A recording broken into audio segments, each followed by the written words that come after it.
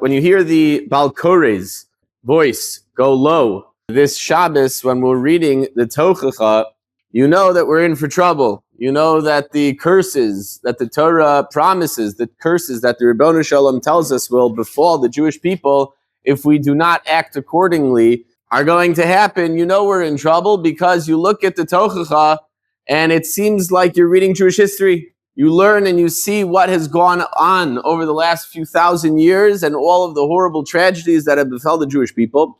And you look and it's not such comforting things. And there's a reason why the Bal Koreh, the Chazani, reads it in a lower voice, because we don't want to publicize such things.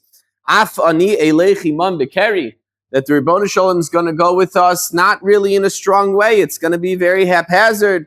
You know, v'ha'aretz te'azev mehem, that the land, we're going to lose the land, we're going to lose the Kedusha, we're going to lose the presence of Hashem in this land. It's a very, very scary thing. And yet, sandwiched in between those two psukim that I just read, Af ani eleich imam bekeri, that the Ribbono Shel Olam in our relationship is going to be a little bit not so committed.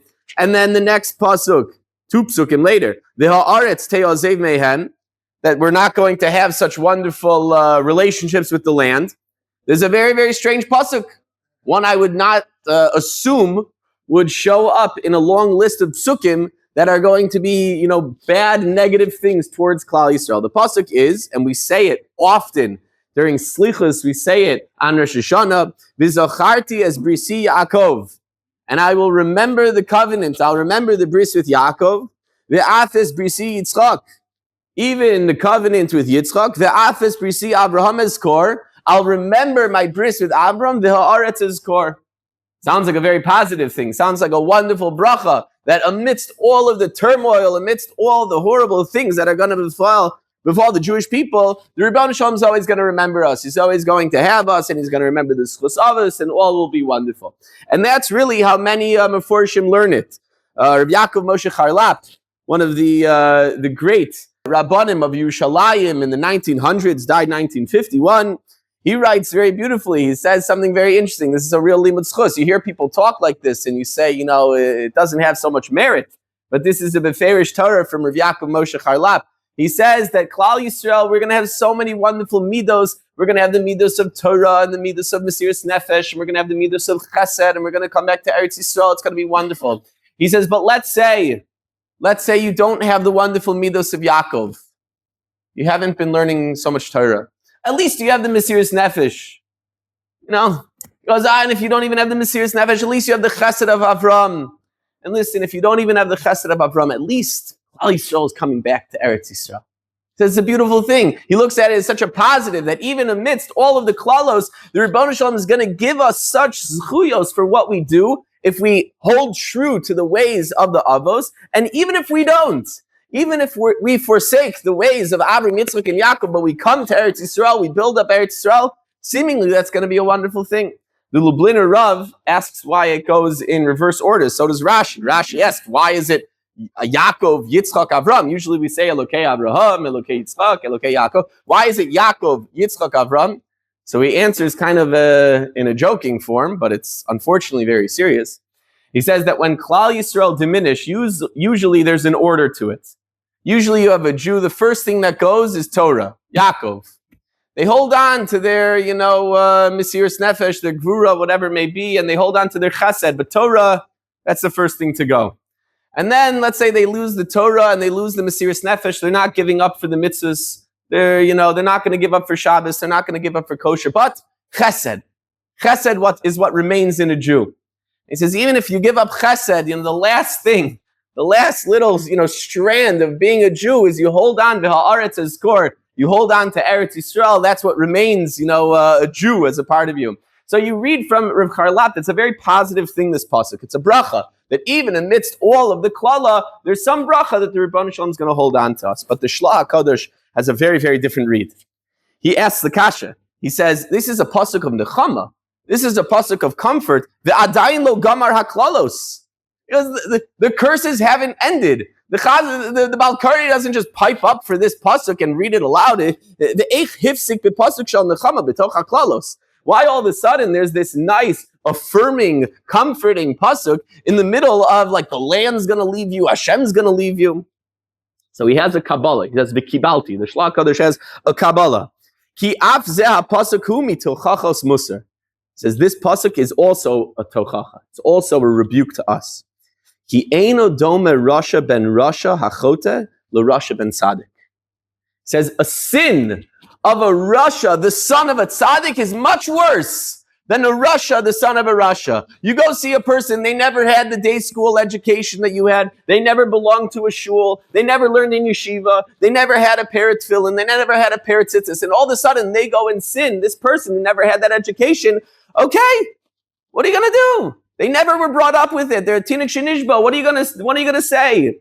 But all of a sudden, you have a rasha ben tzaddik. You have someone who grew up and they had role models. They had people to look up to. They were afforded a Jewish education. They were afforded all the wonderful, beautiful, things that a Jewish child growing up today has. And they sin. Oy vavoy. It's going to be much worse. Shera of misnahig bechasidus v'hu ein misnahig. And he's not going to do it. He's going to reject the ways of his fathers. He says, "V'chein ein dome mishu hu dar b'makom mechuar l'mishu hu dar b'makom Torah."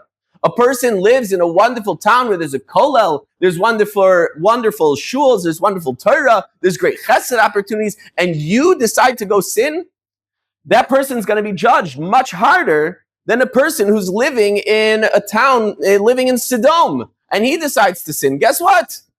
Okay, we could expect as much. We could expect the person to sin. So says the Shlach Kadosh, every Jew, the Ribbon Shalom is going to look at you, and you're going to say, you're a Rasha ben Tzaddik.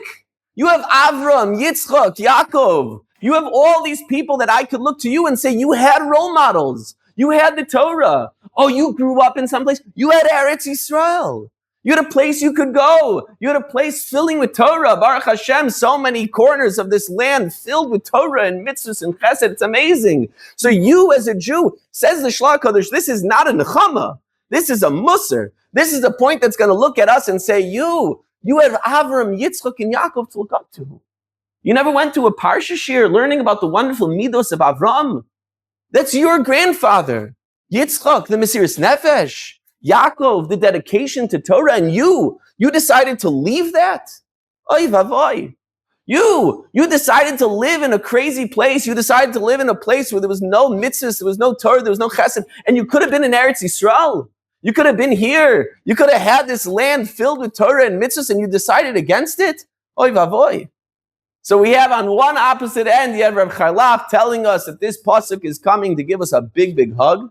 And you have the Shlach Kadosh, that this pasuk is coming to give us a big, big patch. Soloveitchik has something a little bit in the middle. Soloveitchik says that it's a wild thing that you look around the world and you see the Jewish people who have been trying so hard to run away from the fact that they are Jewish. You have Jewish people in every corner of the world who are trying so hard to assimilate, trying so hard to run away from their covenant, to run away from their bris avos. And he says, when you reach the stage in Pasuk Lamed Ches, the Pasuk says, that you will become lost amongst the nations. You're going to be lost. You're going to be living in America and Europe and South Africa. You're going to be living in Thailand. You're going to be totally washed out amongst the nations. Guess what? When you'll be in turmoil, dumbfounded, afraid, when you no longer want to be recognized as Jewish, hiding like Yonah in the ship. You're a Jew. You're running away from everything. You're wearing the clothes, you're listening to the music, you're going to the schools, you're listening to all the crazy shtuyot that goes on in the world. You're running. Just don't call me a Jew. The last thing I want to be known as is a Yid. Don't call me a Jew. You're going to be running. Guess what's going to happen? You're going to be running away, but it will not avail you, says the Rav. In spite of all, to forget the bris, to forget the covenant. I'll bring about something new. There'll always be something that's going to stir up your Yiddishkeit. Something new that will remind you of your Jewishness. This was written 75 years ago. There'll always be something that's going to remind you that you are a Jew. that will exemplify the fact that you are different. You are not like everyone else. I, Hashem, will remember the Avos, Avraham, Yitzchak, and Yaakov. And guess what? Listen to this line. The bris of Avram will boom forth from the radio. Remember those things? Radio, right? So it'll boom forth from the radio. All the newspapers will point to the Jew. His problems, his stubbornness, his determination. The whole world will talk about you. The whole world, every newspaper you open is going to be talking about the Jewish people. I'm telling you. And guess what? The shadow of Avram Avinu will pursue you. It'll chase after you. How? Do you know how, says the Rav? By Eretz Yisrael. V'ha'aretz ezkor. You know what's going to remind the Jewish people around the world that they're a Jew? They're not a Canadian. They're not a European. They're not an American. They're a Jew. You know what's going to remind them all about that fact? Eretz Yisrael. These were written 75 years ago, these words. How true are these words today? You have Jews all around the world waking up. You have people in this country that for years and years fought to be identified as a Yehudi. I'm a Yisraeli. And now you ask them, who are you? Say, I'm a Jew. I'm a Yehudi. Forget all of that nonsense. I'm a Jew. What happened? It's because the world is going to scream at you. The world is going to tell. The world is going to show you that you are a Jew. The Ribbon Shalom remembers Eretz Yisrael so that we remember that we're a Jew. I had the privilege of hosting many, many people when I lived in New Jersey, many people from all over the town, different walks of life. And I remember there was this one woman that came. She was in her 50s, maybe 60s. She lived in Livingston, where there was thousands upon thousands of Jews. Many didn't know they were Jewish, but thousands upon thousands of Jews. She even belonged to some type of synagogue. And she told me, B'Pemale, she said, after October 7th was the first time in her life that she lit Shabbos candles. A woman, that's usually like something that, I have cousins, they don't keep Shabbos. I have friends, they don't even know what the shul looks like, but they light Shabbos candles. This woman was so far gone that never in her entire life, no bat mitzvah, candle lighting ceremony, nothing. She never had an ounce of Yiddishkeit, but all of a sudden the world started to remind her that you're a Jew. And that woke up something inside of her, that reminded her that I'm different, that reminded her I'm not like everyone else.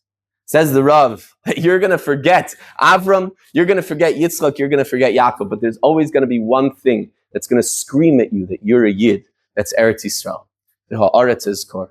So we see all the way on one end that we have a klala, that we have the Shla Kadosh telling us that this is gonna be a big taina against us. You are the son of Avram, Yitzchak, and Yaakov, and still you sinned, oy vavoy.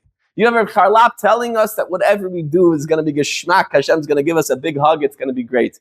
And you have the Rav in the middle telling you, listen, you're forgetting who you are. You're forgetting what you mean to accomplish in life. You're forgetting what it is that you stand for, what your morals are, where you come from. And you know how I'm going to bring about the fact that you're going to know that you're a Ben Avram, a Ben Yitzchak, a Ben Yaakov. The Ha'aretz Ezkor. The world's going to be talking. Open up any newspaper. Open up CNN, Fox News, whatever you want. Every single newspaper is only talking about one thing. That's talking about Eretz Yisrael. And that reminds us that we're a Jew. It reminds us of who we are. Hashem remembers Eretz Yisrael, so we remember that we are a Jew.